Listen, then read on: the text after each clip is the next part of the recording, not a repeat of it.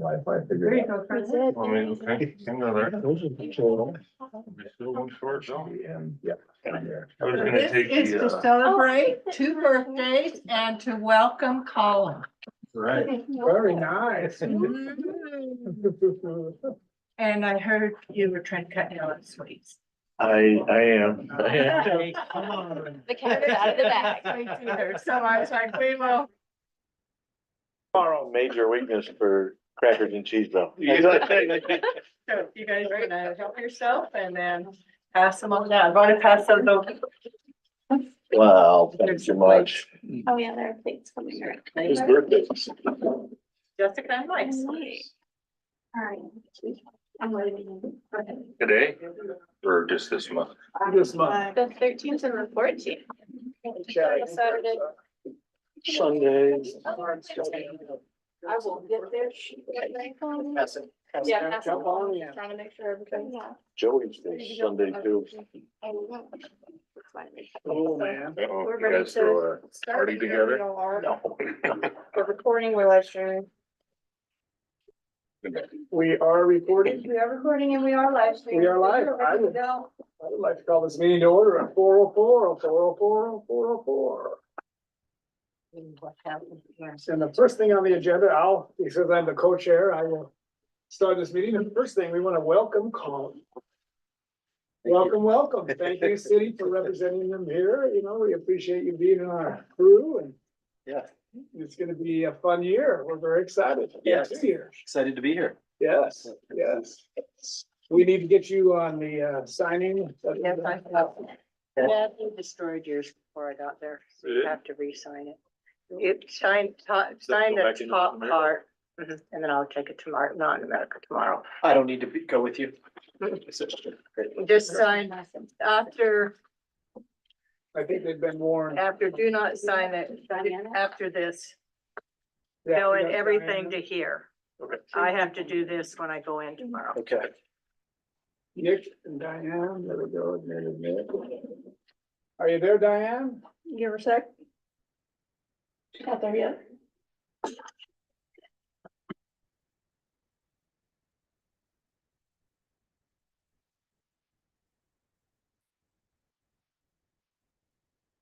Oh, now she should be on, but that's there. Is she in, Jessica? Should be, but no video and no audio, so she. Okay, she just dropped out. And she left to come back in. Okay. There she is. You want anything? Nick, you're muted. I'm ready. Okay, great. Thank you. Uh, Let's get Diane in. She's in again. Yep, she's there. Might just have to call in. If her signal's not strong enough. Usually. I don't know herself. If you can unmute Diane. I can't. Oh, wait. Now you are. Now I can hear you. Okay, let me You hollered say, loud enough. let me say one other thing. Now there I am. Well, there I am. Okay. There you are. Hi. All right, hello. We've opened the meeting up and we've welcomed Colin to the group. He's from the city, representing the city, joining our esteemed board. great. Do you guys know Colin? Do you know Colin, Diane? I met Colin at the Parks. yeah, downtown one time. Me and Colin met. Yep. Great, excellent. First thing on the agenda we have is election of officers, of board officers. Anybody got to say anything? I move to nominate Kevin Fitzgerald for chair, Chad Harris for vice chair, and myself for treasurer. Can you nominate yourself? Nobody says I can. would second that. All right, we have a second. We have a nomination. Let's have a discussion. I don't know if I would do it for a year or two. Yeah, Kevin. How about you, Chad? How could you? He told me you would. I planted a little bird in the ear of someone. It's the easiest elected job you can have. Just include a 50% pay raise? Exactly. We might even give you 55%. Okay, you're good? Sure. Okay. Well, I'm willing to accept the nomination if that's what you're. What are your thoughts, Diane? Oh, I'm okay with that. All right, that's good. Shall we vote? Then we'll call for a vote. On favor? All in favor? I, Okay to vote for. Yeah, Yes, you're voting for. every time I've gone to vote, I voted for myself. What about decorum? We're in. We don't quorum have that now. here. Very good. I guess that's what we'll do, so I will be. Uh-oh. Uh-oh. Oh, I didn't cancel it. Still going. there. Okay, good. We lost everybody for a second. So I guess I'll take charge right now. Okay, here we go. You guys ready for this? Citizens to be heard. Do we have anyone in the waiting room? Jessica, can you check? There's nobody in the waiting room. And by the way, thank you all for your support. Appreciate that. We'll move this thing through. I've got some great support here and I know that you guys will keep me in line, so that's good. We'll move the meetings through as quickly as possible. Approval of the meeting minutes for November 15th and December 13th, 2023. I make a motion that we approve the minutes as presented in the packet for November 15th and December 13th. I second that. I have a motion and a second. We have any discussion on that? No discussion? I'll call for a vote. All in favor? Aye. Aye, Yes. aye. I'll have to sit out. Yep, this is staying. That's right. Good job. Thank you. Okay, motion passes. 4. Or with one abstain. Yes, 4 with 1 abstaining. Good. Very good. Treasurer and financial report. Discussion item review November and December 2023 financials. Jessica, can you put up the financial? Look at that.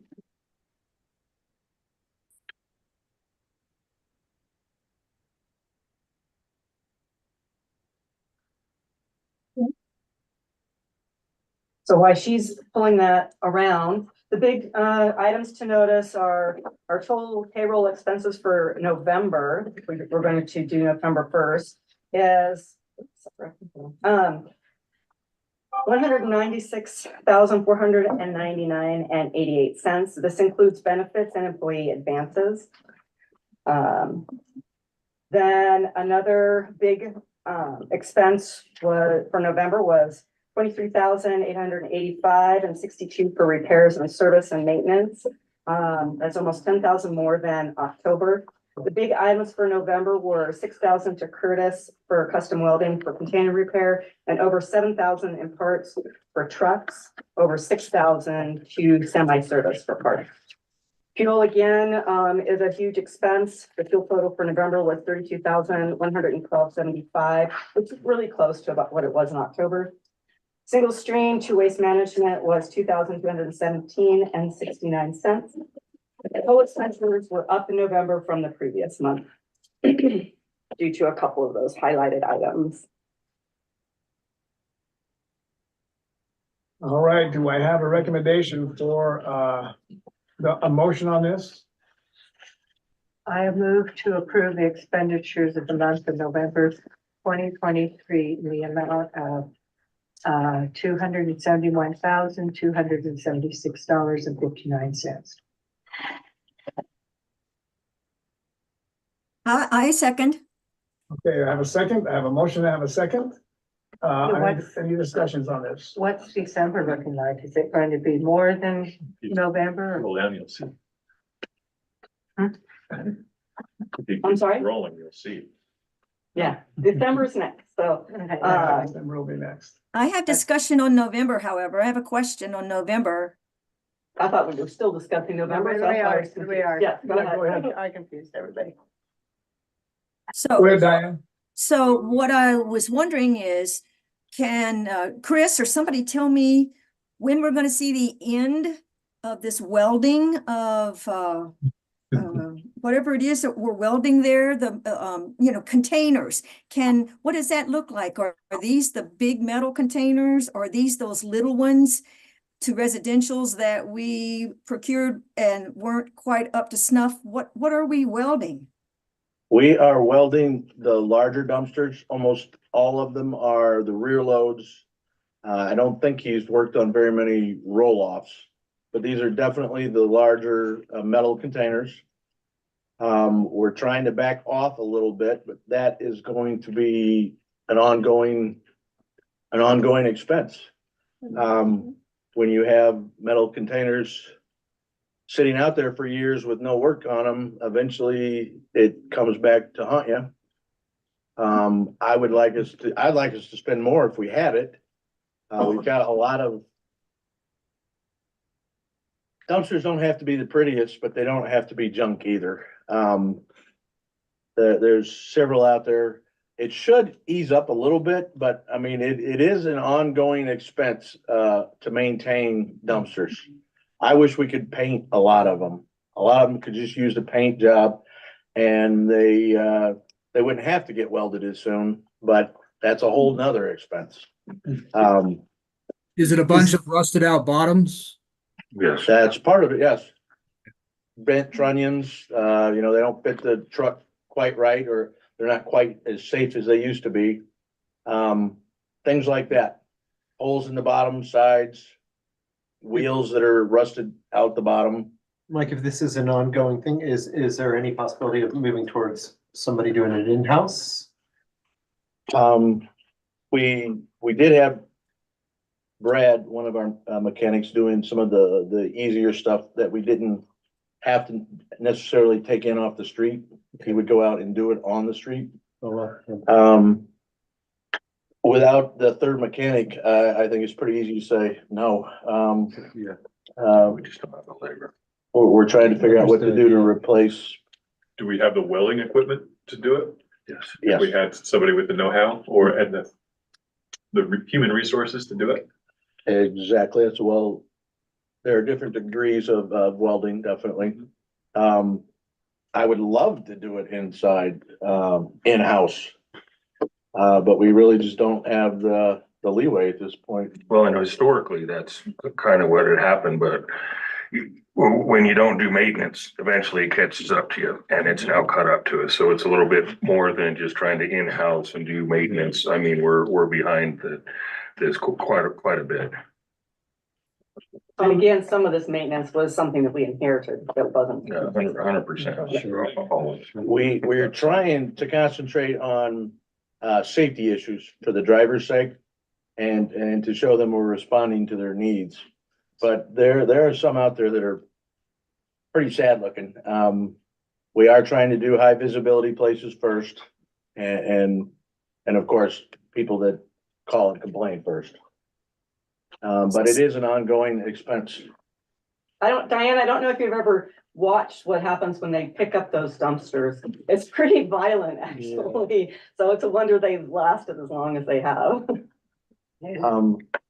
In other parts of the country, it's much more expensive because they rust out a lot faster. Yeah. We're actually, Humid country. yes, humidity really does a number on steel, plain and simple. And then the nature of the trash is pretty acidic. So that it's kind of a double whammy. So does it look like we're gonna come to a point where we're kind of caught up? And then we would just do a plan for maintenance, a maintenance plan? Is that what our eventual goal is? That is basically what we're trying to do. We have slowed down quite a bit, actually, on purpose. It's just, I can't recall exactly what in November Curtis did for, I think he built us some 6-yarders.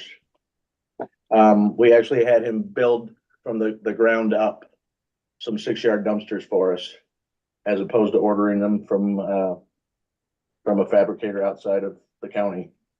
I think that was the big item in November, if I remember right. I thought it was, previous month. I thought that was maybe in October, but because when I looked at the invoices, it showed that they were for repair for that month, but For October. yeah. mhm, Okay.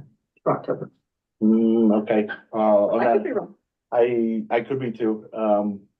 We definitely slowed down a little bit definitely in December. Yeah. I know that for a fact. But that's the idea, is to get the high visibility junk out of view and anything that needs repair as far as being able to service the customer. And I think we're probably at, what would you think, Chris? 80% of the high, that's probably too high. Yeah, I think that's too high. I think there's gonna be a lot more too. The more that we kind of get into it, the more is gonna be uncovered. Unfortunately. There is a lot of dumpsters in alleys and whatnot that you just don't It'll be a see. while before you get caught up. Where we can just do maintenance, because that obviously that would be the optimal thing, is in the off season, you got a list of maintenance, we in-house it, get all of our repairs and get ready for the next season. But Yeah, if he's doing repairs, yeah, that's definitely an expense, but if he's actually building new containers, we want to make sure we capitalize those and not Yeah, expense. If, That's a good point. I think those are the only ones he's fabricated from ground zero, were 3 6-yarders. And that was a savings from. Yes. Just in transportation alone, we could just go pick them up ourselves rather than paying, I think it was $1,500 last time we ordered dumpsters. Hmm. Just for delivery. How many yearly, how does it look like? Do you have to replace like one a year? Or was this one that wasn't used before? Was it for a new location? Cause he built. Those were, I believe it was 3 6-yarders, and they're on the street already. We immediately had homes for them. That's why we had them build them, because we knew we had places, we were overdue replacing that dumpster. And I think those were customer requested, if I remember right. yeah, they've been on a list for a while, actually. Ideally, you have 1 or 2 of each size sitting in the yard ready to go. Ideally, I can't say that we're ideally at this moment. doesn't Utah State University have a welding program?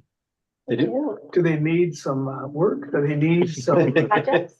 yeah, like some projects, Oh, I that's mean, not a bad idea. I mean, That's a really good idea. I don't know if we could, who's in connection with Utah State University, am. but yeah, if you, because they're just across the street, up the road, and we could drop off 3 or 4 at a time and let them work on the bottoms at least, or whatever. I don't know how far they've gotten their CTE program advanced, if they've actually started doing that, but even if they haven't, I know down south and up in Price, I mean, we would face the whole shipping thing, but I mean, Right. since we already deal with them with our trying to do our drivers and stuff, I mean, it's an easy ask. But we And that's have the it right same. up here too. Yeah, and I just don't know how far they are. Last I Right. heard, they were still trying to put together programs. They've hired an instructor. Yeah, they're up and running for sure. They have a class Yeah. going.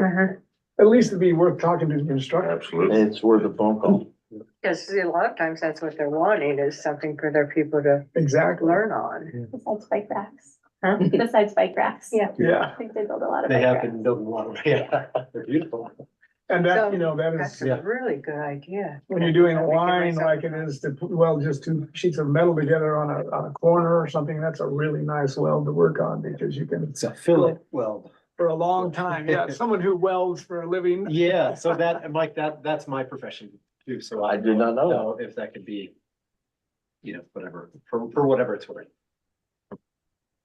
Yes, Good to know. and Colin does great work. I've seen his work, so. Thank you. Very good. Any more questions on that, Diane? No, thank you. I will interject that I took a couple of cast iron chairs that I pulled out of the spring cleanup here in Castle Valley, that, cause they were beautiful and I could not see them thrown away. Took them up to USU in Moab, gave them to their welding class, and they were going to make something out of them. And so they were up and running the beginning of this year. Oh, Yeah, certainly. We have was a spring cleanup. So I know they're there. I know they're doing, they had the woman that got this going here moved south, but this was a gentleman that I dealt with, a young man, and he had students. That day I took him up there. I know they're there. Okay, good. That's a great idea. Some look into for sure. Can I ask, is gas bought in bulk or is it bought locally or how do we purchase gas? Diesel is bought in bulk.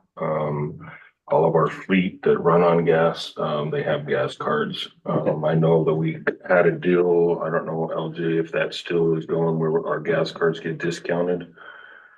When we use them, I know in the past that they kind of got discounted, so it was kind of an in-between bulk and, paying at the station, but our diesel, which is our big expense, is bought in bulk. Nice. and they deliver to all four or all three? They deliver to All. CRC? Yes, Yeah. all four facilities. Yeah. And we have fuel cells at each facility. And is there a charge for that delivery or? Yeah. Rick's buying those Everything. checks. Just Please, guys. just clarifying that. Yes, there is a charge, so Everything. we do have a large budget that we work with here. As you can see. Yes.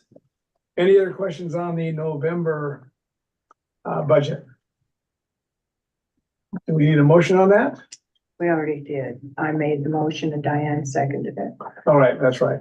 Then let's call for a vote. All in favor to pass that motion, say aye. Yes. Aye. All right. Aye, very good. All agreed. Next, we have the December. Let's move down the That's right. list to the December 2023 expenditures. So I noticed a couple typos. First of all, the total expenses, payroll total expenses for December were 312,000 and above, a little bit above. I'm not sure where that second decimal point is supposed to be, but this includes not only benefits, employee advances, but also a third payroll in the month of December. So that's why it's like $100,000 more than normal. And what was the real, you said this Probably. wasn't wrong? There was a Oh. decimal out of the place there. Oh, okay. That's- Never I mind. believe it's 312,685 I and see. 80 cents. 87, yeah. On the motion, it says Oh, that's the total. 368. I'm looking up here. Oh, I see. On just the Sorry. payroll, right? Yeah. Okay. So it's They approved it. $31,268.58. Is that what it's supposed to be? No, it's 312,685, and I believe it's 80 cents. But because I'm not positive, I don't have it right in front of me, I'd have to add it up on the sheets, but. It should be on the sheets, actually. Oh, you'd have to add them up. Oh, I see. I'm not gonna do that. Right here. Okay. Is this not the number you're trying to figure out right here? Yep. 312, 168, 58 cents. Okay, so there's a one missing. Okay. Okay, very good. Good work, Jessica. I'm smart sometimes. Thank you. And that, you said there was a third payroll in that month? Yes, that's why it's about 100,000 more. Okay. Repairs, service and maintenance total payments for the month of December were 13,818.02 cents. It's over 10,000, another typo there, over 10,000 less than in November because it was 23,000. Big items for December were 5,000 to own equipment for shoe blocks, which must be pretty expensive, and almost 3,000 to Kurt's Custom Welding for container repair. And those were the biggest items for December. Fuel total for December was 27,226.08 cents. It is about 5,000 less than in November, which shows that we're just not out as much in December as we were previous month. And just $771 for single stream to waste management. Total expenditures were up in December from the previous month due to the extra payroll in December. And that happens twice a year. So it's usually June and December or July and December. Always December? Always December. Do we have a motion on the floor on that? No, we don't. I'll make a motion that we approve the expenditures for the month of December 2023 in the amount of $368,854.87. Any discussions on that payroll? But I'll second that. Okay, yes, thank you. Second. He's new. Slow down a little bit. Slow down. I'm new, that's right. Now, do we have any discussion on that? Okay, thanks for the explanation, okay. Yeah. I wish Nice that- you write this out. I wish that $100,000 less than in November was 100,000. That would be great, 10,000, yeah. yes. Too bad on the typo. We have a vote on the floor. All in favor? Aye. Aye. All right, motion passed. Next on the agenda, let's see, we have, 1 yard accidentally omitted from the original 2024 fees increase schedule of 22. So when we were doing the fee increases for 2024, we omitted the 1 yards because it is our intention to start phasing them out, but we realized that there are 22 out there still, so we should have included it. So there is not going to be any price increase in the 1 yard. So there's nothing that we really need to vote on, and we have revised adding the 1 yards onto the price sheet. I believe if not, then that will happen this week. Okay, so this is just basically an information for us. Okay, great, great. Anyone have a question on that? All right, let's move on to staff reports. Mike, you got the That floor. would be me. All right. New year, new hopes. To start off on a positive point, one major plus we have is, the driver that left us to go work in the mines has come back. So we have more drivers than we've had since I've been here. Excellent. They're weld. There's two that say that, well, so we have been getting offers. You predicted that he would come back. We were on the fence thinking it might happen. We're glad he's back. It gives us so much more flexibility. And less overtime too, right? Exactly. Obviously, it makes it much easier to get through the day. One person calling in doesn't crash the schedule. Mhm. Ideally, I would like one more so that we can do even more things and bring overtime down, but I'm happy to be where we're at, that's for sure. Great. But unfortunately, new year, some of the same issues. So I don't want to be a Debbie Downer here, but I've got to let the board know what's going on a few things. Cause I always want you guys to be as informed as possible. We appreciate that. It's an old issue, but trucks. We do have a serious issue at this point. One of our frontline roll-off trucks caught fire a couple weeks ago. The driver, he was pretty shook up, Greg Nelson. But he was not harmed in any way, which is good. So physically, he was fine. It was an electrical fire, or at least appears to be. So it doesn't really appear to be anything that could have been done to avoid it. Okay. Completely up under the dashboard. The driver's not gonna, we don't want him poking around under there. Right. But that causes a big problem. More than likely, it will be totaled. We've got a rough estimate of $50,000. And that's without pulling the cab completely off. That's just surface damage, so to speak. This causes a problem. While we really need another rear load truck, we cannot go into the summer without a backup truck. This leaves us three roll-off trucks, but only one roll-off truck that is capable of hauling large loads, the 30-yard dumpsters.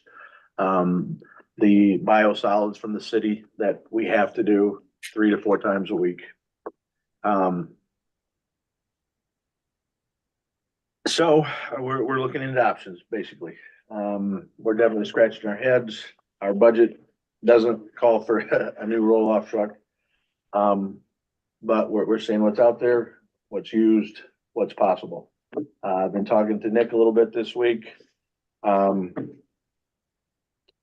Really, there is no room for that kind of a purchase in this year's budget. Speaking of the budget, we are on track to make the $820,000 bond payment in April. Double checked with LJ and Lily and Nick this week. We're definitely on schedule. I also spoke with Alex at Zions. He's gonna be our consultant on any refinancing that we do. He's hopeful that we'll be able to refinance and perhaps consolidate a few things. He's hopeful that the interest rates are coming back down a little.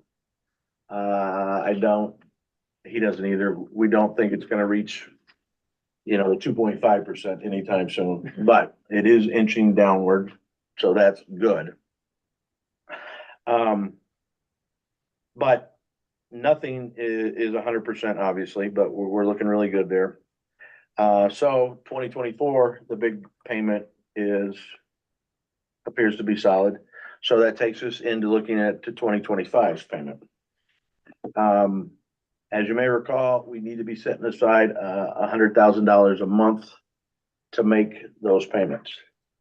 Two things greatly affect that. Seasonal revenue, roll-off, almost died late December. So roll-up is a big revenue producer, and seasonally it is very feast or famine. So that's hurting right now. The second is obviously pricing. While we did increase the rates, I just want to remind everybody, we did not increase them to the full amount that Raftalis said we needed to be able to make the bond payments. That said, we're hoping everything's good. We'll know more after we start billing, which we will be billing the new rates at the end of the month. Carts, also, we're getting very low on carts. We do have over 200 of the IPL brand carts that are warranted, that I hope to next week turn in the list of serial numbers to be able to request replacements for those. We'll be down to under 100 carts by then, because we're trying to replace as many of those broken IPL carts as possible, because they really they'll warranty them. They won't refund them, but they will warranty them, but they prefer as many as possible at one time. We're out of 65-gallon carts, have been since I got here. We've been getting by with the rate increases. We did have some requests to go down to smaller carts. We're basically putting them on a waiting list.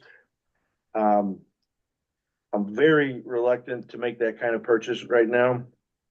To get the best per cart rate, they really want you to buy an entire truckload, which is over 400 carts. I certainly don't want to buy 465-gallon carts. Because we probably put a few dozen out there and then the rest would sit in the yard for quite a while. But we've gotta look to that as well this year. Just to give you some idea, a truckload of carts is in the $45,000 range. Remember, I'm not Debbie Downer here. I'm just giving you the facts. Okay, I'm giving you the facts. So Mike, on that, it's a higher cost to ship half or 200 carts instead of 400. I mean, is that what you're saying? Is that scenario, you get the best per cart rate, and it does go down significantly when you get a full truckload. Okay. You can order a dozen if you want, but instead of paying 52, you're gonna pay 95 Is that, per cart. it's And I'm- that drastic, almost It double. can be depending on who you're ordering Yeah. from. Something very good that got accomplished in December was the tire cleanup at the Moab landfill did get completed. It took them several months, but it got done. Looks good. I was up there. Looks good. They're starting to collect a few over in the little pocket now, but that's, We were collecting it as they went because they took so long. We actually got a little more, I got ahead of them. yes. But over 396 tons of tires, Wow. 396 tons. And I'm very happy to report the EQ will be paying that bill. Nice. So we don't even have to cut a check. It's between the state and the hauler. Mhm. Dodged a major bullet there, obviously. Mhm. Wow. AMCS, we've accepted the fact that we were misled to a degree and certainly not guided real well with our vendor. But the product will be worth it. It definitely will make things better once we finally get it operational 100%. We've accepted the fact that it's not gonna be turning on a switch and we're moving to it, that it's gonna be basically a year-long progress. Lily and LJ may have some comments about this later. We hope so. But we hope to bill out the new system at the end of February. And to do that, we really need to use the scale application during February at the transfers and at the transfer and at the landfills. So that's gonna be a big project for the next 2 weeks, is training the staff on how to use the tablets. The city service, I'm calling it a service agreement. I'm not gonna call it a contract at this point. But I'll be meeting with Carly on the 28th to get that started. Some of the issues to consider, 65s versus 95s. From our perspective, we're going up and down every street every week anyway. Yes, there would be, in theory, there would be less trash to dispose of. But you've got different prices and then you've got different billing issues and it's just not as uniform. I'm not saying one's better than the other. I'm just saying these are options. Should recycling should it be a one rate service? Recycling included with the trash. Then it's up to the homeowner whether they recycle or not. They have the option. Whether they use it or not, that's up to them. That's what they wanted to do. That was the big push when they went to the single stream. Remember, were you part of that? They tried to make it that, Well, that's the thing. It's not necessarily mandatory. It's just you have the cart. And it's whether you use it or not. When you say mandatory, people are gonna scream. But here's your cart. It's up to you if you use it, sir, ma'am. If you do that, people just use it as a second trash can. Some Gonna do. contaminate our single stream. Some do. That is a risk. I would say it's safe to say we would probably see a little bit of an increase in residue, in trash. So So once what, again, so what would be the goal of this, Mike? What would we gain from this? By bailing, right? if more people have the cart, more people will use the cart. But isn't Therefore- that also a sort of, you could look at it a different way and that you're more or less charging for something that people haven't even said they want? Oh, you can. Well, we want them to recycle, and if they're We have a not doing it choice. now, Well, we have a choice in this community, however, it's not one or the other. It's, we have a choice. So No, this we would have- make, we have 3 choices: recycle, or take it up there to recycle, or don't recycle. well, we have 3 choices then, that's fine. But to me, that would absolutely take away the choice if you charge somebody for something that they didn't ask for. And then also, seems like that would not be fair to the other choices. I'm not in favor of that at all. Once again, this is just options. I will reiterate, when people have the cart, more tonnage is always diverted from a landfill, always. So it, ultimate goal, I'm not saying any of these are right. I'm not saying any of these are wrong. What's your sense? Will the increase in tonnage diverted offset the increase in contamination of the single stream? Financially, no. It just depends on, once again, what are our goals? Do we really want to divert as much material as possible out of landfills? Do we want to divert as much possible out of landfills at a certain cost? At any cost? At no cost? I'm just wanting people to know all the options, And then have and we- all the facts. are we, Mike, are we still talking about glass in single stream with the city? That is my next item. Obviously, glass will be on the discussion table. And I hope that moves through fairly fast. Keep in mind, the new agreement doesn't really start until the end of June. But I would assume at this point, I don't want to say anything's 100%, but I would assume that that would be an issue that we could easily settle, but would not take effect until June unless the city elected to allow us. So are we prepared for June when they might say, okay, we're good to not have glass in single stream? Then what is our response? Are we going to do something with the glass? I wonder. Well, once again, these are negotiations. I'm guessing that they're gonna say, what else can you do for us? And there are options. Most of them are quite expensive, whether the city will want to, put the bill for, we could easily have a couple of drop-off locations around town just for glass. Yep. But glass is extremely expensive to transport and handle. If the city is interested in that and they're willing to help with the costs, that's an option. Definitely. But they gotta realize that's an expensive option. I'm not, Has there been any study done on the savings, greenhouse gas savings, just the whole savings of why we recycle when a distance of travel? Because the cost and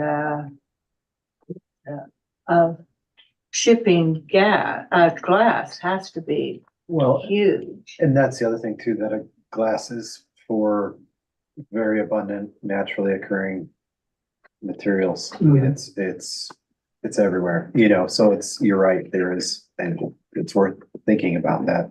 If we're driving it all over the place to satisfy, this desire to recycle it, there is probably. I mean, are we putting more greenhouse into the atmosphere by shipping it than we are by disposing Yeah. glass? And I bet there are studies out there. Because, it's, like when I was in, I consider us an island. And when you're in an island and your shipping is so much more expensive, Yeah. everything becomes more expensive. And you have to really think things through. I agree. Yeah, Well, that's what, I just think that maybe at the negotiating table, we could at least say, this is what we can do, and see if the city's willing to buy into that. And that is, we need to educate people about everything that's been said here since Mary started on this, and that is education about, how living in these far-reaching areas, maybe we should consider, something other than glass when we purchase a Coca-Cola. I mean, I don't know, there's all kinds of outreach that we could do that I can't imagine we don't have staff that would be capable of doing so. And I just think that's something that we could offer to the city to kind of encourage them to get it out of the single stream. By the way, they know that we're the only municipality in the state with it in the single stream. So I don't know how much longer we're gonna want to do that. Well, I'd like to remind everyone, we do have a drop-off place at the CRC. Yeah, So it's a choice that everyone makes. So even if I had a single stream recycle bin, I would still go up to, and sort of separate just because I recognize that's the better option. But you And wouldn't it's do that, Mary, and you had someone to educate you about that. You know that, but people in the city and around, they don't know that. They have to be educated. And so they're not going to take it out until they're told that this is really not a good thing to do. So you see the importance of education? Because Oh, yes, I was an educator for 33 years. I, of course, Got nothing to do understand with the it. importance of education. No, it's just very, people are so stuck in their ways. It's very Well, and depressing. I I think saw two Galen, commissioners throw aluminum cans into the trash last night. I just wanted to scream. I think Kalen brought up a point last year at the end when we were talking about glass, and it's become so toxic, people don't even want to listen to it. So there's kind of a barrier to education at this point over the whole recycling thing. And, people don't realize that, in this small community, we actually have, more options than a lot of bigger communities do for their recycling. And they should be, proud of that, and we are, that we offer, what we can. That is a really good point, Chris. That very good point is the education will come across a lot. People will hear a lot more if we celebrate the fact that we have choices. Just somehow get it out there that, wow, we have all these choices in this small town, and you can choose which one, and this is the value of this, and this is the value of this. We also just have to understand, and this is something that I've learned just when we were posting, our updated pricing and collection schedules for the holidays. I'm going to say this in the nicest way possible, but there are some people in this community that no matter how simply you put something, they're not gonna get it. I mean, we had a huge kerfuffle over our every other week calendar that was posted. Everybody immediately assumed that we were cutting everybody's service in half. So you have people, and this is something that I learned when I did the SWANA conference a couple of years ago. And I think it's kind of falls under the whole NIMBY, the not my backyard sort of mindset, where you have a lot of people in communities, or you have a very sizable portion of people in communities that are known as make me's. What? Make me. Yeah, make me's. The make me's. Yeah. And they said, Make me do it. make me do it. And this was something that they said the individual that was giving the presentation to does something similar to what I do. They do PR for like waste management, and they do it around Miami. And they said the absolute blowback you'll get on people, you could just tell them, hey, it would be, cool if you recycled this, or here's a recommendation of how you can slowly transition into recycling. They're like, make me. And there's kind of that mindset, unfortunately, in this town as well. Oh, it's everywhere. Yeah, we could get into a whole discussion about that. Yeah, and yeah. The direction people are going against government, and, Yeah, it's very and interesting. especially when we're in the middle of dealing with people's opinions on us raising prices. So you're kind of getting the pushback. They're like, oh, well, if you're raising prices, why do I need to do this? And there's a lot of factors that you're having to fight. And this is just kind of going towards everybody, and also kind of giving you like a bit of a leeway into what we deal with here. That's already district, so. And this all gets back to the city service agreement, and that there are lots of options to be discussed. So it could take some time, and any input is valued. But we're finally getting that started. I do think taking the glass out of the single stream will be almost a gimme, but what we do with it is another story. What's your preference, or what would be the ideal scenario for the district? Like, what do we propose to the city that we want to do with the glass? Have everybody just take it up to the CRC on their own? Or Well, just, Dropbox. For drop boxes and All right, city will help I- pay for those. I think of Dropbox. We see But what then you got happens. mixed glass, because everything's going into one big Well, we have box. to, there's some logistical issues with that because the way that we collect it now, it's collected in containers and loaded on a truck. If we loaded it in like a drop off, I assume would be a type of a roll off, then we would have to make some kind of storage area where we would take and be able to drop those off and have to load those in. I know Mike and myself will both talk to Momentum up in Salt Lake. They're willing to work with us however we want. So we have options in the places that we would take glass. There are options and that they're willing to work with us, but none of it's gonna be cheap. It all has to do with trucking. So I think that's the big takeaway. So that makes sense though, that we should come with some type of solution. Yeah. I think we also Rather need to- than just, but I mean, it's also, it's hard to come with a solution when we can't even afford to get a truck that burned up and we're gonna go offer a whole nother logistical operation. So, I That's mean, exactly right. it's, And the problems we're already seeing with the recycle containers around town is people can't read, they don't read. And so much of it, they're not putting in just recycle. You dealt with that for years. Yeah. That, you know, they throw their trash in there just because they don't wanna walk 3 feet over there to put it in the trash receptacle. Yeah, or when they're side by side, deciding, oh, I can put my aluminum can here instead of in the trash, you know, it's just that simple decision. And it's education, that's one thing about coming up with our, you know, the city contract is education's gotta be a major part of that in some way.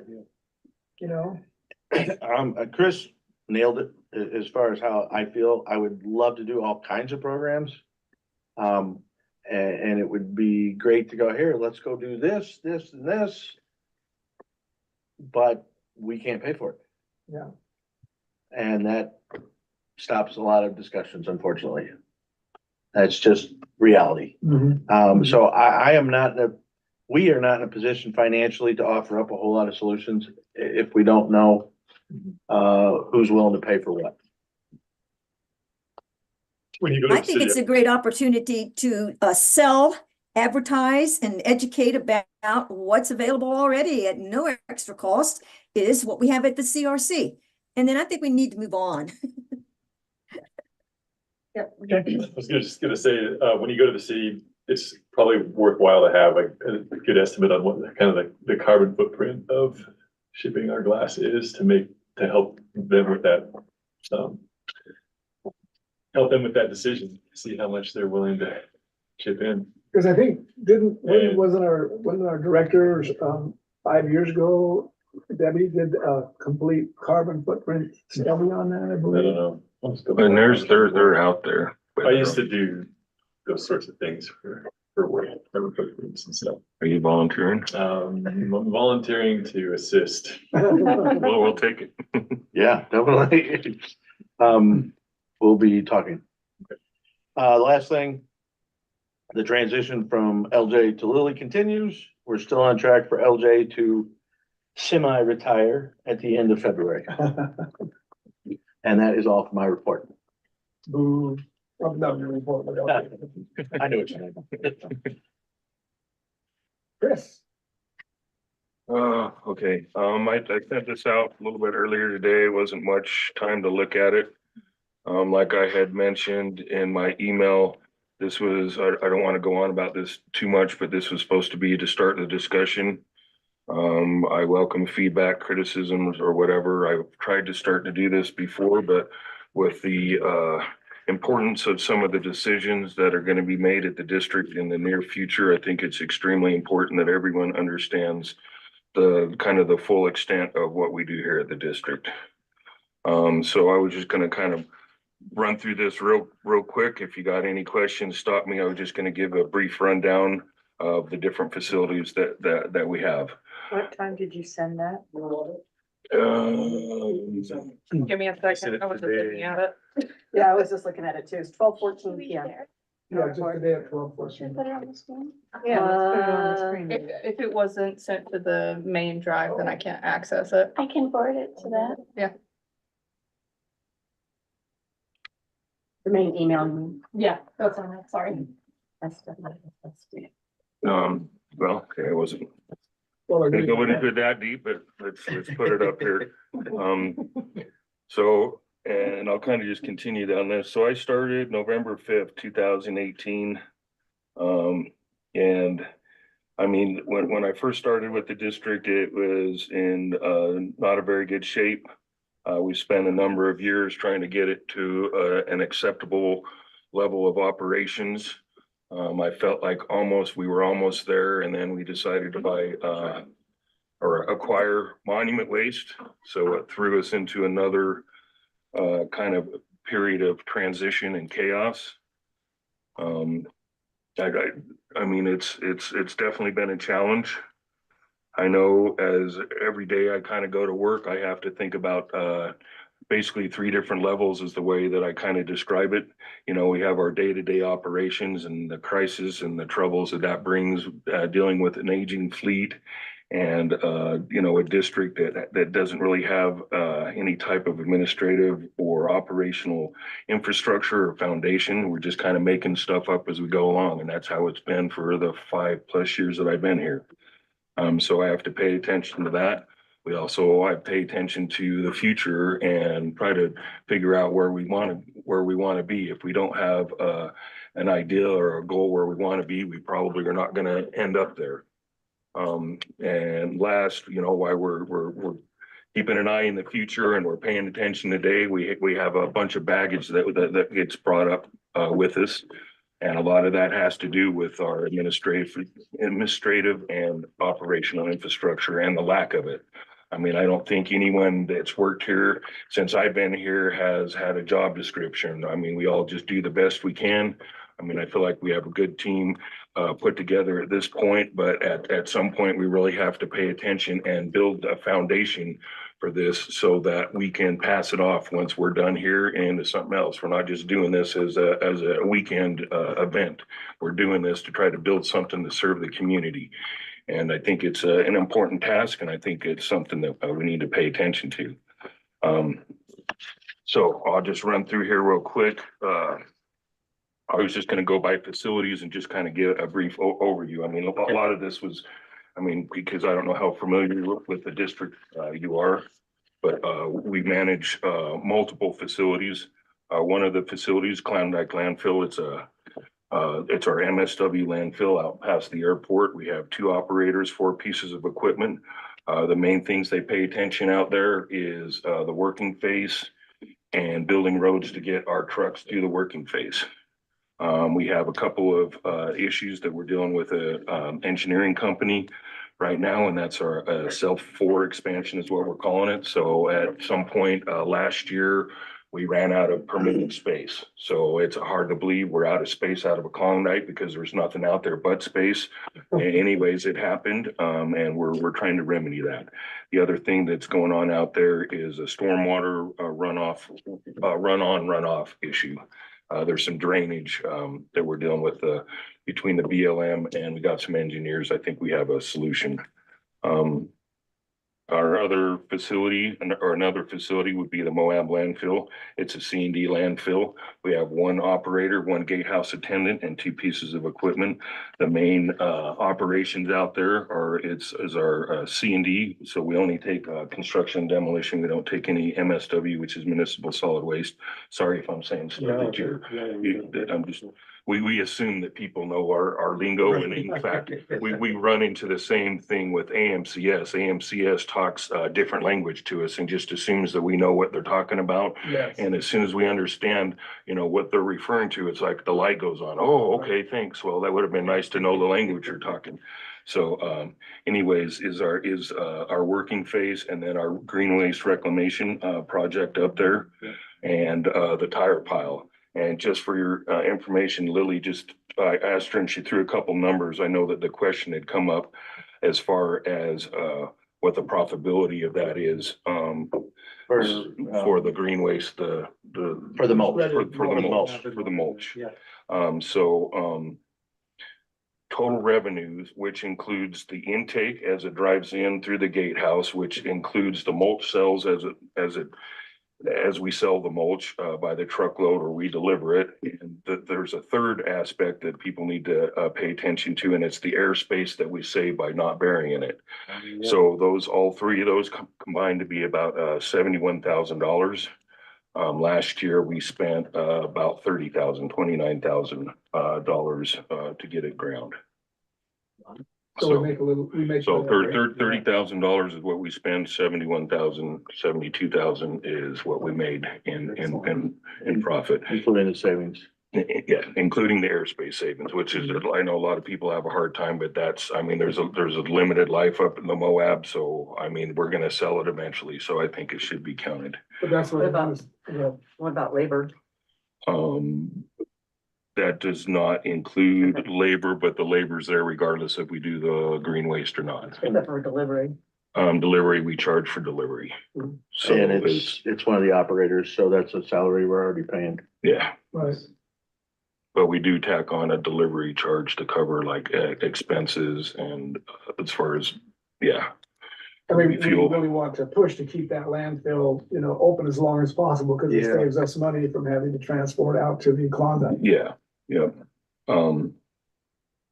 And I mean, this green waste it was the beginning of trying to do a compost. I mean, it's nice to talk about compost and stuff, but to put, once again, like to get the logistics of actually doing it, to get the know-how, what do we do on Thursday? What do we do on Monday type deal as far as actually running a compost program. This was the beginning of it, and we've been paying attention to each stage that we've been doing this, and this is as far as we made was selling the unscreened wood chips or mulch. I mean, the next step would be to screen it, and then it would be to compost it, but we're trying to pay attention to make sure it's profitable.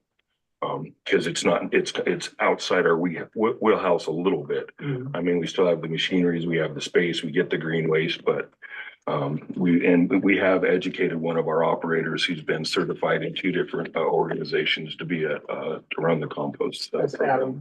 That is Adam. We have most of the equipment. Still growing? Yes, it's kind of stalled a little bit just because of what Mike had just said about, we could come up with all kinds of wonderful programs that we could offer the community, but it's really restricted by the monies that we receive. In fact, we were even debating this year to maybe not grind and trade off to try to maybe rent a rear load truck or something so we could get through the season. I mean, I don't know, we're just throwing out ideas. We haven't committed to anything, and especially in a public meeting, we want to be careful about just throwing out hypothetical situations. But To greatly expand that, we would either need to ban the burying of wood products or not wood products, but trees and brush, compostables.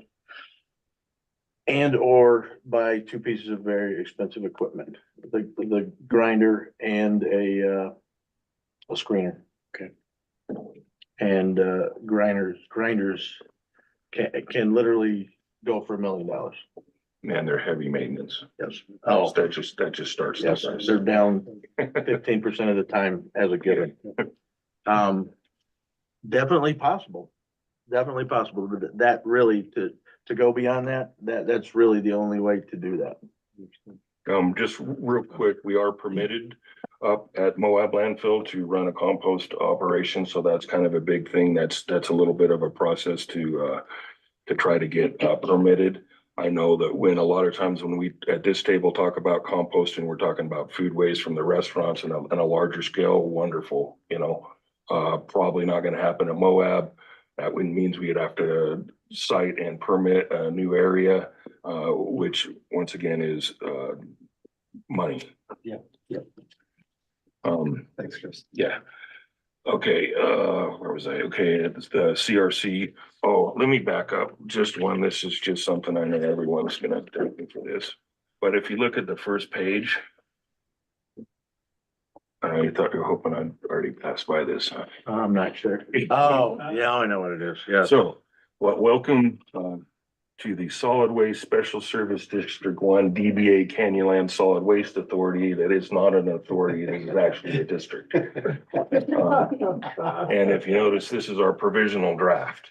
So this has been my last 5 years here, is not being able to focus on something and complete it. And a lot of our administrative infrastructure or provisional. So I'm done with that.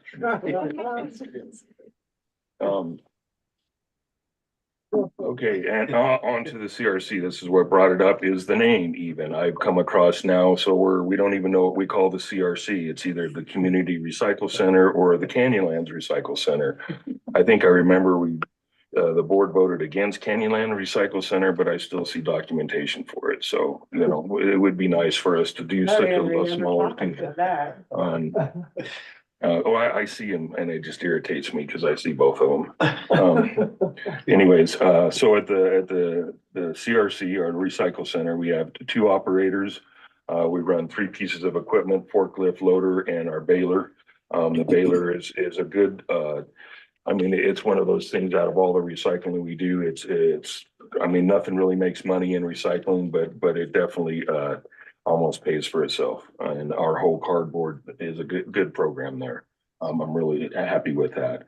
We also have our customer drop off, the recycle center. We have a universal collection and a recently added HHW that we are operating under the umbrella of Veolia. It's basically a storage for them. At the transfer station, and this doesn't include the front of the house, which are, I mean, a huge part of this operation, and doesn't include any admin or managers. So we have 5 drivers, 5 helpers, a Class A driver, 2 roll-off drivers, 2 operators. We run 5 rear load trucks to 3 semis, front end loader, and an excavator. And there's all kinds of operations that I'm not going to go into that we do at the transfer station. I mean, this is our main. If you can kind of compare it, you can see how much goes on at the transfer station as compared to the other facilities. And then we have our fleet and facilities maintenance, which is its own kind of individual, is the way I look at it. And we have 14 pieces of equipment, over 24 vehicles, and which is 26 pieces of equipment, vehicles, and we have 2 mechanics to try to take care of it. And we have a recycling collection center here also. We do have a recycling collection, and I mean, we could just as easily put a glass drop off here if, I mean, as another place to drop off. I know that isn't the solution people want to hear, but that one would be cheap and easy. Yeah. And Does the metal recycling generate revenue? yes, last one was $48,000. I can't remember the exact tonnage, and that happens about twice a year. And I've had audits done on our metal pile, and we could increase the amount of money if we kind of segregated it and paid attention and valued the different types of metal a little bit better. But that would increase our labor cost, and it's not necessarily, I mean, I could easily justify increasing labor costs for an increased profit. It's just trying to get the people to do the labor. Yep. And to do it correctly. And to do it correctly, yes.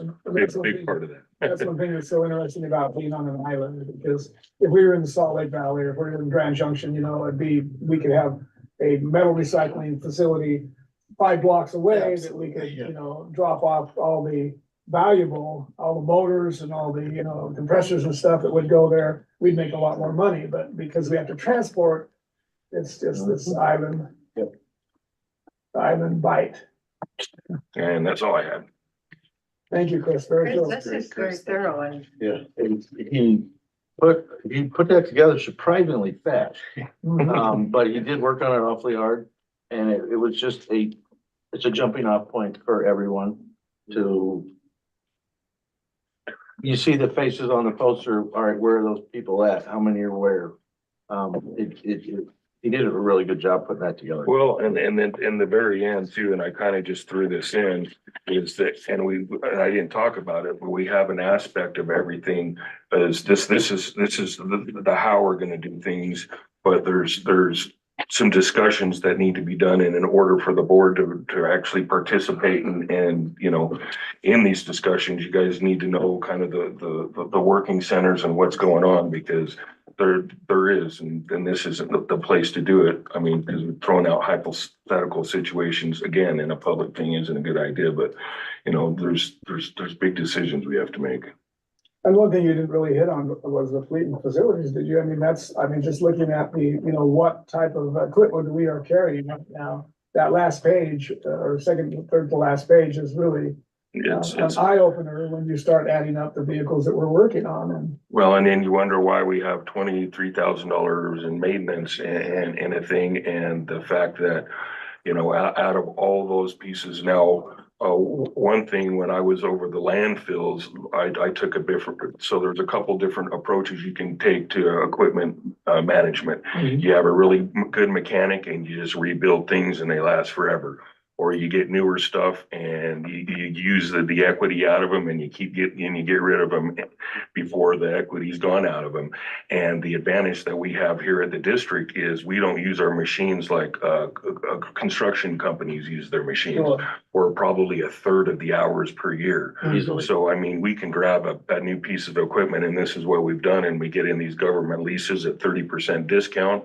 And we can almost give those pieces of equipment back at the retail cost. I mean, once we got this down, so we're paying minimal for new equipment, which reduces the need for mechanics and it's more because the older the piece of equipment, the higher the repairs go and less predictable the repairs are. The newer piece of equipment, I mean, you can nail the maintenance cost, you know, down to, in fact, Wheeler's given us a maintenance schedule and they've locked in for 2 years if we wanted to do it. That's gonna be the cost of the oil and everything because CAT has their equipment down to such a fine, you know, predictable outcome. Real briefly, something I know he wanted to hit on. This also clearly explains some of the regulatory requirements for each facility. And the fact that there is long-term planning that needs to be done. Yes. And the solid waste industry has to plan even farther out than most people imagine. If your landfill is closing in 10 years, you're behind the 8 ball. You have to plan out 20 years in advance. Yeah, citing new areas. I mean, that stuff just gets into things that, These are things going on in his head all the time. So he got it out on paper a little bit and he just wants you to see some of the things that he has to deal with that he doesn't necessarily bring up in the board meetings. Well, we appreciate your Thanks, Chris. dedication to it, Chris, because it's a big animal, a big elephant. and it's stinky. It's an elephant that stinks bad, you know. And when Put you it go in the up there, after the first time I went to Klondike, I always wear a scarf with perfume and then I go around. A plan, nice. Just telling you, you know, because everybody should go out there at least once. But take a scarf and cover your nose. And Colin, you've had experience with routes, you know, Green Solutions, you Yeah. created Green Solutions, you know, we always admired you. If you ever want to ride on a truck, but I think you know how it is to ride on a truck, you know. Yeah. And we do, once or twice a year, do a tour of the facility. That's great. I would love to do that. So, Yeah. yeah, I'd like to take you up and show you. I mean, Moab landfill is just a wonderful example of working the right, you know, way to do a landfill. I'm amazed at what progress you guys have done up there. It's just, I mean, it's got years to go, you know, it's got years to go. Oh yeah, everybody take a moment and check the sunset on the mountains. We live in paradise. Thank you so much, Chris. Appreciate that. LJ and Lily, tell us about this program we're doing. Well, first of all, Chris, that was amazing. I know you've been trying to do something like that for a long time, so congratulations. Appreciate that. So AMCS, the biggest thing I think is, and Mike touched on this, is not so much the communication, but really the lack of, part of it involved the communication, but the lack of training, which has kind of put us behind the 8 ball. And the lack of communication made that training even more so. So it's extended quite a bit. We keep running into little bumps like things about, we had discussed that we needed to have the cards that we always bill out on, that we bill out on every month, the cards that go in the mail. We were told that was not a problem. And then, oh gosh, a couple months ago, we were told that if we wanted to do that, it would cost us $10,000 more. Wow. So there's been all these little hiccups like that. So now we have to bill out by using just regular pieces of paper and invoice them that way. And so that means we had to look at how to do mailing. So I've been doing research and we've come into some hiccups on that too, for the bulk mailing permit that we have to be able to do it in the letter form. But I finally had a good phone call today and I think I've got it dialed in, and we had some mail that went out that came back, and we can probably get reimbursed for some of that. So that's the good news of that. And that's kind of just that in a nutshell. I can't really follow both of these guys, man. That was a lot of information. So on the mailing, you've got to go to an actual paper mail out. You can't do the little cards anymore. People that I've always expected to get that card know that it's coming. That's the water, sewer, and the water, sewer, garbage aren't gonna, is the water, sewer gonna go in a different one, or? Well, we don't have anything to do with water and sewer, so I have no idea. So, but isn't that on that same card? Isn't that? No, In the city, if you're in the city, yes. If you're in the city, yeah. If you're in the city, so that's not gonna happen anymore? well, right now the city will continue to do all that. If anything changes in the future, then it might. But when we bill out to all the county residents and to the roll-offs and the commercial, then it's gonna have to go on regular pieces of paper. I see. We're gonna obviously try and switch people over to email. And Yes. once we get the customer portal set up, there'll be a way for them to go in and see their account history, see what they owe, make payments, that sort of thing. Okay. And that's definitely what we wanna try and get people to do, but it's still gonna be A slow little- process. Yeah, a little bit in process there. More education. Our treasurer, you know, in the time he's been there, has really increased the amount of people that do their taxes, pay their taxes and do all that stuff online. It's helped a lot. So I can give you his number if you want to. If, you know, you think he might have some ideas of how he reached the people who are gonna do I've it. worked with Chris before. I could reach out to him. Yeah, I mean, it's amazing what he's done. I have a couple of thoughts, but Throw them out. we can talk about it later. And then I just been trying to work, I mean, Lily's doing a great job. She's catching on really, really fast, which is a good thing. Because the end of February is coming quick. And there's just, every day there's something new that we have to go over. So that's that, the bulk mailing. What else? I think that's pretty much it for me. Yeah, I thought you were gonna talk about that. Yeah, would it be part of this report? Yep. Okay, LJ handed me this earlier yesterday. So it looks like the Utah Local Government Trust is asking all users to move to online payments for heightened security. So I haven't yet seen, you know, I come from nonprofit for profit business experience, and there's a lot of regulation with government. So I believe I need to request permission to do ACH payments for them. So it wouldn't be a check. It would just be an ACH payment that I would initiate, and it would be part of the packets that you sign, that the payment would have already gone through. And the big difference is, I'm sorry to interrupt. No, please. So in the past, when we've done the ACH payments, it's been for utilities that generally stay pretty the same. Like we do it for Dominion Energy, which changes a little bit, but it's not a huge dollar amount. We do it for Verizon, that stays pretty consistent. We do it for the gas and water, and we do it for the printers. So there's very few ACH payments that we've been making in the past. The big difference with this is that sometimes it's like several $1,000s, like 10,000, 12,000 or more. Mhm.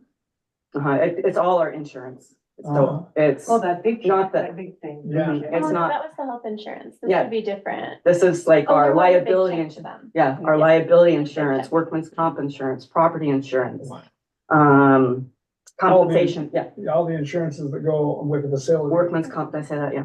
Yeah.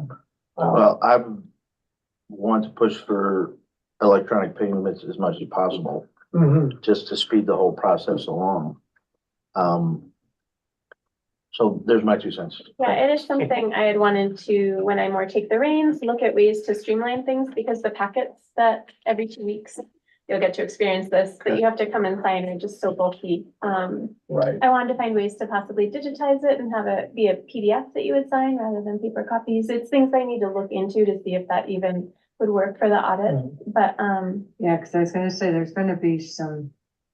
Cause there's like, the yeah. auditors really encourage us to go through and look at every receipt for, Yeah. which could still be there. It could just Sure. be, because so many things come electronically billing if we're encouraging our own clients to receive bills, email. So many things are emailed, I then print out hard copies. Mm. I've asked the auditors the last couple of years if we could not do so much paper because we are about recycling. And they have not been amenable to that. Mm. the kind. I had personal thought on that is to their benefit, but I Sure. just think any paper could be backdated. I'm not tech savvy enough to backdate PDFs, but like, I mean, DocuSign is a thing in real estate Oh, I use it a transactions, lot. so many. Of course. I feel like there must be a way. It's something I want to look at in the future. But I would, since the Utah Local Government Trust is requesting that we Uh-huh. pay electronically, I would ask for that approval. So we'll probably have to do a vote next meeting, but Right.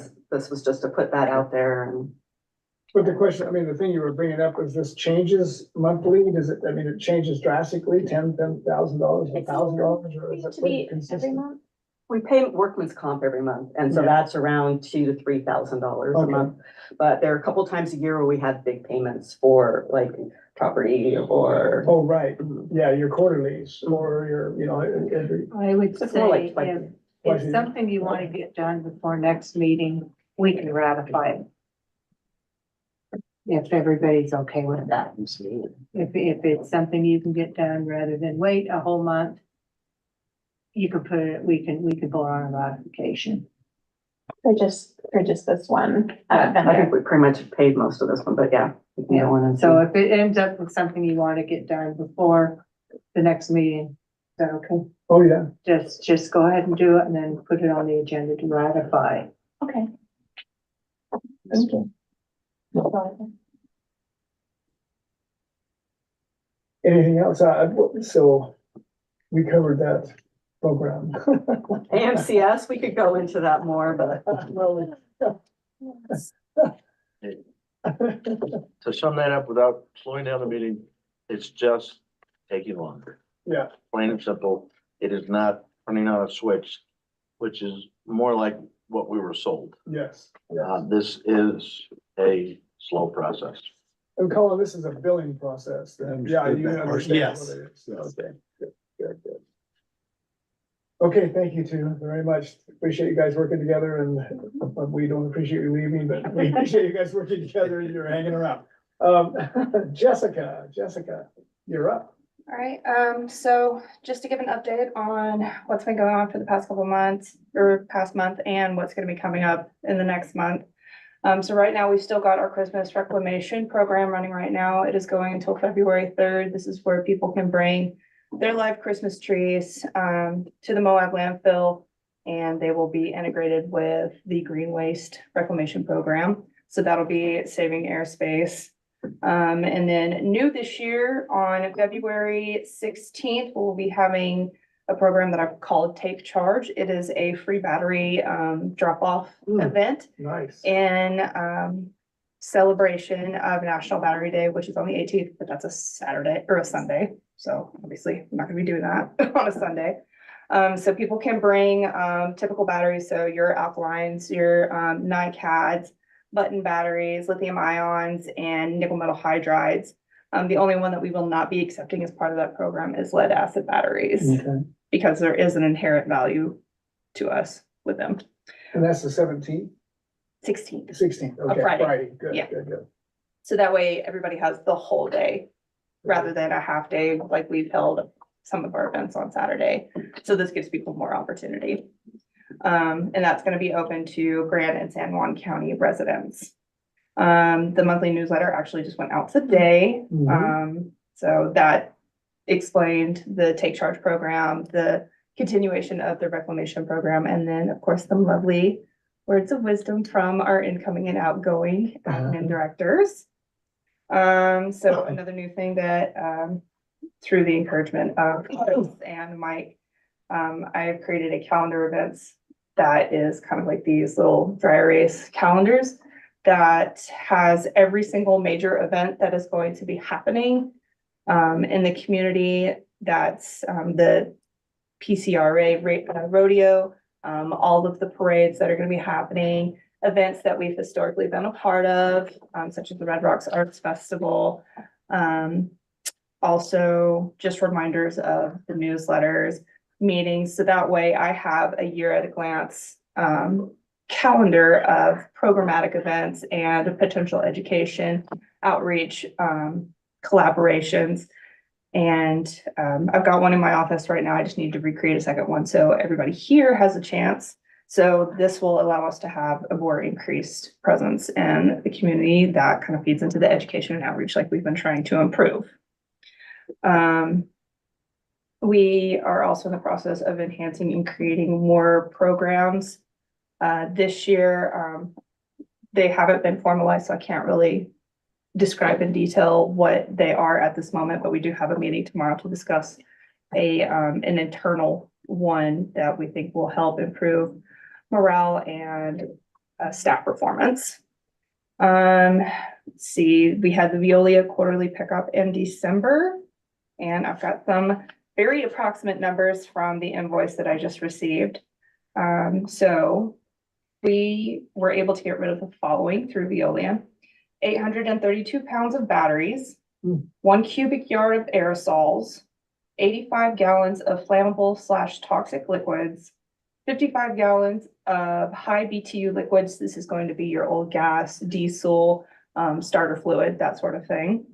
30 gallons of paint or paint related products, 20 gallons of, a 20 gallon barrel of toxic solids, 20 gallons of basic items or bases, and 5 gallons of inorganic acid. And then last but not least, 116 4 to 8 feet fluorescent bulbs. So that's all of that didn't go into our landfill or into the environment. So kudos to the community for doing that. Great. And that's what I got. Any questions for Jessica? Good job. Jessica? Jessica, Jessica, do we have are we gonna do something at Earth Day, on Earth Day again? That is on my list. I need to coordinate with Alexi and see, because I know she's got a new Vista. And see if that's something that they're wanting to bring back this year, or if they decided that it's not something that they want to do this year. So it was just a collaboration effort between the city, us, Canyonlands Field Institute, I believe. I could be getting that wrong, and then the National Forest Service. So I'll but it is on my list of something to consider for Earth Day. So yes. I Long have a story short. I have a suggestion, and that would be, I would like to see us do something at the recycle center, and involve these other folks, but sort of, we could have like a tour. I don't know, just an idea. Yeah, that's a discussion to be held with Alexi, if that's something that they're willing to basically take the lead or the helm on, or if it's something that they really want to designate that Vista employee to, then we'd be happy to provide the support as well. And, you know, if they do decide that they need a bigger venue from where they held it last year, which was at the Mark, then I'm sure we would be amenable to opening it up. But we also don't have quite the electrical auditorium set up like they do. So it's basically just kind of a discussion on venue and how much they want to expand it. Okay. Very good. Thank you, Jessica. And Nick, how you doing? You've been pretty quiet all this meeting. Yeah. Got a few items. Again, Happy New Year to everyone. We're in a new budget year, and we got that budget that I hope we're gonna meet some of our revenue goals in conjunction with be able to meet some of our funding goals. So working on wrapping up 2023, reviewing, scrubbing the financials, make sure they're in good shape for the audit that comes. So everyone's aware, the district gets audited each year, generally in May for the prior year's financials. And so Lily, LJ, and I will be continue to work on schedules and items related to that, wrapping up the 2023 financials. Along with that, there are, just so everyone's aware, the board and new members, the staff, there are certain reporting deadlines the district has to meet each year. There's quarterly deadlines for what the state calls a transparency report. Those are quarterly. What we do is essentially upload our quarterly financial information each quarter. And those are due by the 30 days after or 31 days after the end of each quarter. So we've got one coming up here at the end of January. We're going to get filed for the October through December timeframe. Then once a year, also there's a transparency report related to payroll that we also file at, and that's for the entire year's worth of data. There's also a small report that it's really quick called the Deposits and Investments Report. That's twice a year. That's we file those in January and July for the half year's worth of data. Basically, it's just the state wants to know what's in our bank accounts at June 30th and December 31st. And so I've already filed that for the December 31st. I've also already filed the 2024 budget with the state, so that has been filed timely. Going back to what Mike said about the set aside, the 100K and the bond payment that's due to be funded in May. Yes, we do have the funds to do that. That's the good news. Not necessarily bad news, but we have 1.1 million in that PTIF account, and PTIF stands for Public Investment Account, and that's where we set aside our monies to service our bond payments and other debt payments that we have. And so that's why it's critical that 100K a month. I know there's been, it's been a strain to do that in some of the months, but hopefully with the price increases we implemented and whatever price increase we get from the city, that we'll be able to see those fundings happen. Essentially, we need to fund that 100,000 a month from January through all of 2024 to meet the 2025 bond payments. So I just want to get that expectation out there. If there's a month where we're not able to do a full 100,000, we're going to need to make it up at some point during the year. So I just want to have that out there so that the board and the management's aware of that. It's very critical. Another item, let's see, employee loans. As part of the looking at the balance sheet for the district and in relation to the audit, the auditors last year did kind of chastise us for having employee loans out there. At the end of 2022, we had $500 worth of loans that were being paid off.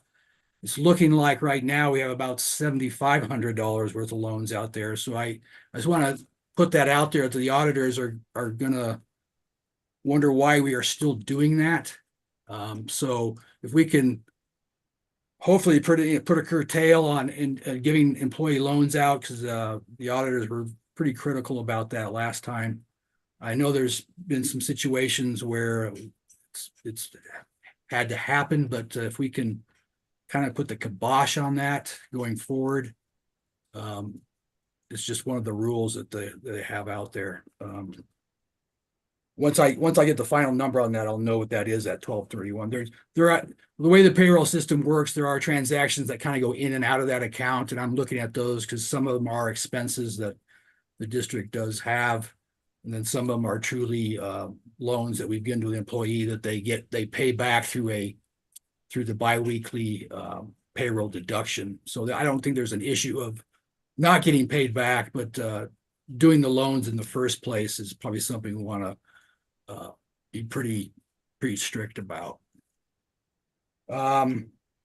Appreciate everybody's input on the staff reports this month. Chris did a really good job there. LJ and Mike, thank you for that. And Jessica, thank you for your information on that. That's very enlightening, and appreciate that. I think that's all I have at the moment. So if there's any questions you have for me, fire away. Just kind of a question for everyone, on the loans, I mean, we are in kind of an interesting Right. town, where, it's an ebb and flow of, people coming, people going, and we like to keep employees. I guess the auditors look at that and say, you guys are putting too much money out, what if these people quit? How are you gonna collect that money? Is that what they're addressing? I Oh, think I'm sorry, go ahead. I haven't seen the actual rule, whether it's forbidden or not. I think it's a gray area, but they did say that we should not be doing that. But again, the district is in a unique situation. You've got a captive workforce that situations can come up where it's a necessity to keep that employee working for us. So I just think about it. Let's just scrutinize anything that does come up in the future. I just wanted to say that I had asked them again about it because I wanted some clarification. I don't think you were there at the time, because I know we talked about it a couple of times. Right. And then they said that it's not forbidden. It's not like we can't do it. It's just kind of frowned upon. So they didn't say we couldn't do it. And if we wanted to continue doing it because they understood the kind of unique situation that we're in, that we could, but to definitely realize that that's not necessarily something that. Good. I'm glad you got that follow up on that. So I just remember last year that they were kind of looking at it with a scrunched eye. So yeah, just let's continue to just scrutinize things as they do come up. Feeding off the what is it, the community store, redemption service. Well, I think our employees appreciate that, especially in this town, so. Right. Yeah, I mean, Tell them to watch the Bank of Dave. right. I kind of look at it, it's a kind of a fringe benefit that it could, that they can utilize on an occasional basis, and it's not too onerous in terms of the amounts, and if the payback schedule is pretty short in duration, then it's kind of an in and out type situation. And that's kind of what it is, isn't it? I mean, they have a certain amount of time that comes out of their paycheck that they're gonna pay that back. Is that what we set up? Well, I mean, it's basically, they can't get another loan if they haven't paid the first one back. Right. And it has to be between a certain dollar amount, at least $50 a paycheck that they're paying back. I think that's in the wording, but And the cap is $2,000. Okay. and it also states that if they were to leave before the loan was paid off, it could result in a zero paycheck, or that if they have any leave, then everything would be paid back to us and they would not get. Okay. Yeah, as long as our exposure isn't great, I think it's not a truly bad thing, but just as we continue, I mean, it's documented, the steps are there, so I think we have the appropriate paperwork in place. So I just going forward, let's case by case and look at it. Right. Well, it's one of those provisional documents too that Chris loves so much. And it definitely should be revised and then maybe even made official if the board were to want to continue to do that. So. Okay. Well, if it helps us to keep employees. Yeah. I think You gotta weigh the pros and the cons. So yeah, if you were to lose an employee because we're not going to give them a minimal dollar amount loan, then yeah, that's not good business. Yeah, exactly. Any other questions? Happy New Year to you too, Nick. Thank you. Appreciate you being on board. We'll let Levi drop that bottle on the good job. Board reports. Colin, how's the city doing? You're so fresh and new. I'm so new. Yeah, I'll have to put that off till next time. Any reporting. Well, welcome again. Thank you. Excited to have you here, Colin. Well, I've got a couple of things. I had my first class. I have 2 helpers down at HMK Elementary School, and we're teaching an after-school beacon program on recycling starting last Thursday. And we have 4 or 5. One didn't show up last week, but we only have a minuscule amount of students. You can have 12. So I'm working on that, because I think that if we don't have interest, then of course they wouldn't want to offer them. So there's my little challenge. And then the other thing is, I don't know if people are aware, but there's a community forum a couple of days starting tomorrow, and it by the economic development, Ben Fendergill. You guys might remember Ben. But anyway, I'm planning on going, and I have submitted that I will speak. I met with Ben briefly and gave him some ideas about what I was thinking about, and he really liked the one that I'm going to present, and I have talked about this with you guys briefly, but it's basically perhaps in the future developing a drop-off points in like Castle Valley, Thompson Springs, which I think Thompson Springs already has sort of that kind of a thing where we go and pick up their garbage, but it's in a big container, and I don't know how that works. But anyway, in Virginia, where I came from, that's what they do in Turner County. They have drop-off points. In addition to, they do come by and pick up your garbage if you live in town, but this is out in the rural areas. So, you know, I just know how much it costs sitting on this board to go and to each house and collect garbage. And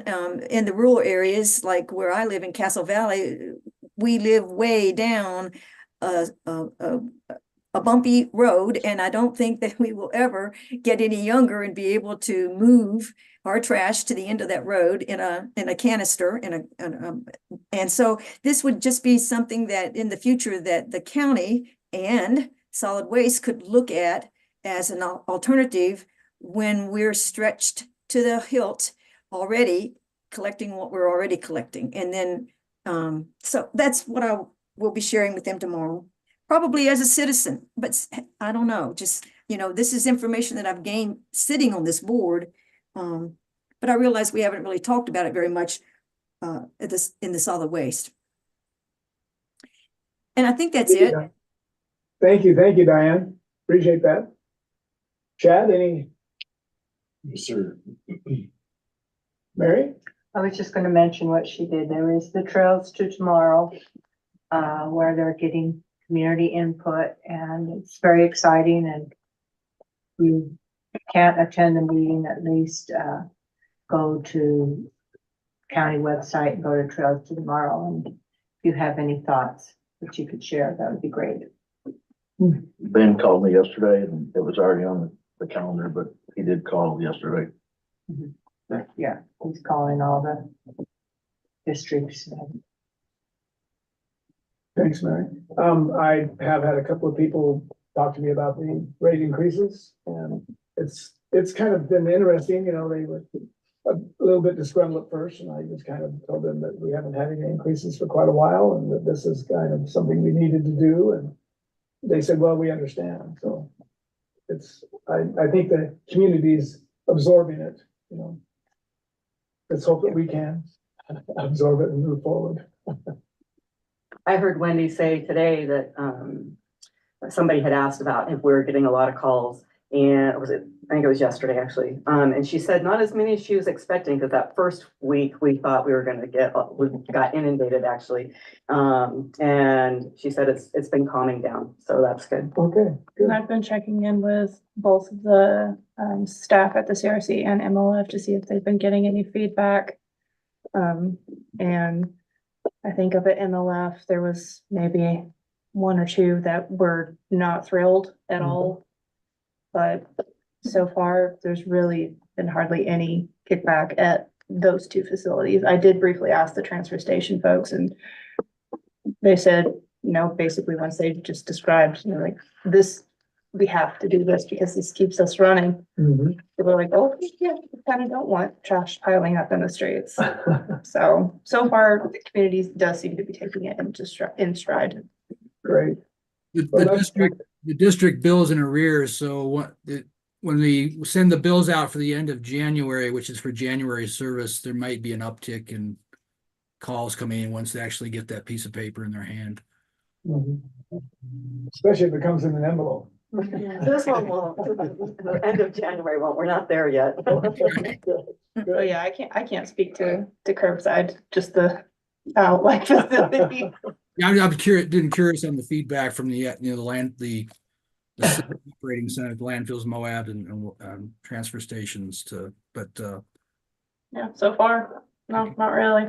I can't So, say and everything. Nick, I don't think you knew this, but we did send out some letters. Most of them came, well, not most of them, only 236 came back, but we sent out letters to the community to let them know that there was a rate increase. So that's where we have started to get some phone calls. So, right, okay.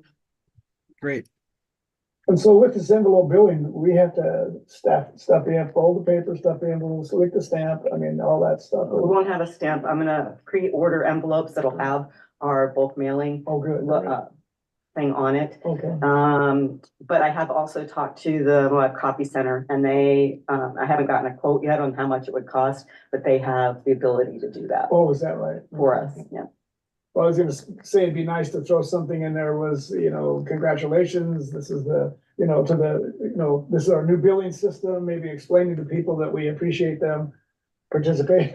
You know, we appreciate the opportunity to pick up their trash or something, you know, and keep Moab clean, you know, something that's, you know, a friendly reminder that this is how we collect our, you know. And maybe a stuff. link to the customer portal where they Yes. could request paperless billing. Yes, there you go, something that's, you know, something that they're reading through and it catches their eye and they can actually do paperless billing, so that would be a really good. And that should go on the invoice as well, so that it'll be in two places. Yes, very good, very good, We could do that for some of your events. right. If we're gonna be We plan ahead. stuffing envelopes, Just popped in my head. yeah. All paperless. Yes, go whole paperless. So now we have next on the agenda, old business, the credit card applications. I think Chad filled his out already and.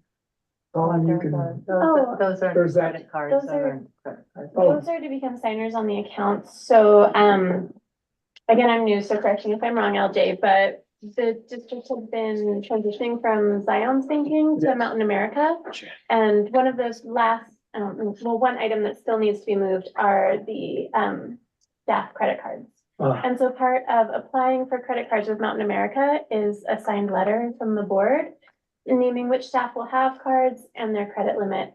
I didn't print this out because I wanted to update the officers of the board because it was the previous year's letterhead.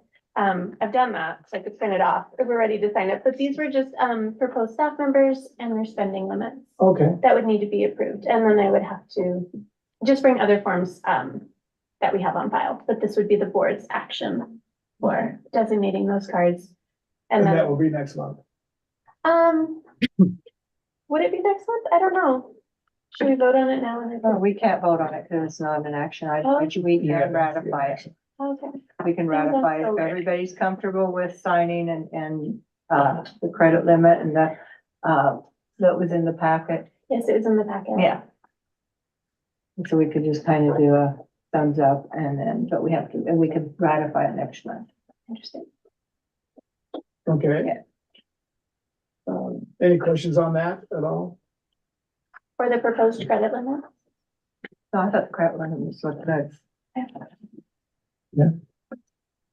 A new business, easement for Thompson Springs property that we found out we own. Yes, Michael. yes. This is good news. Or- Good news.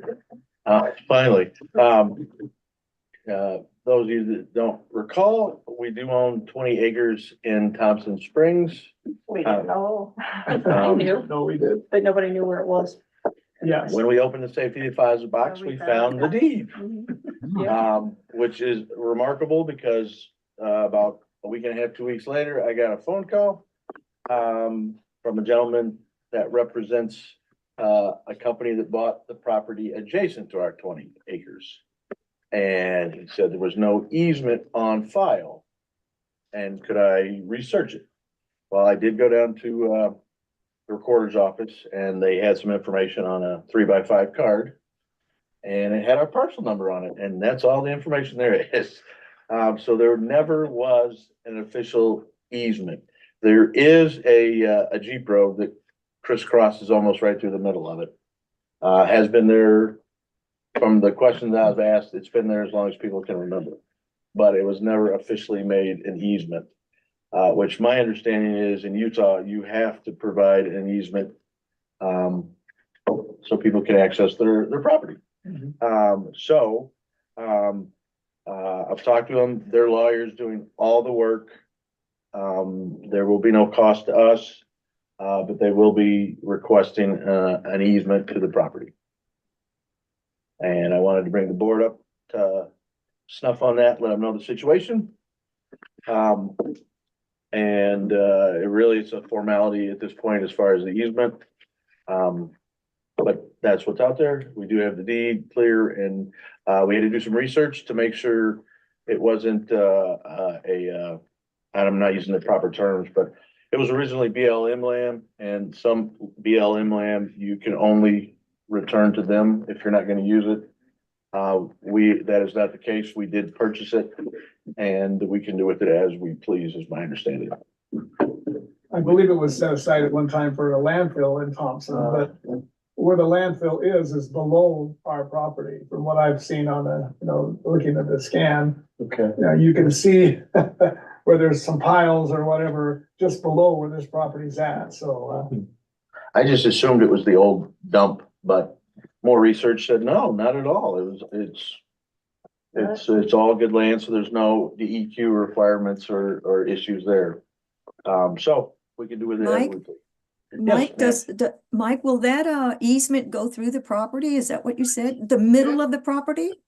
Well, the current Jeep road does go through the property.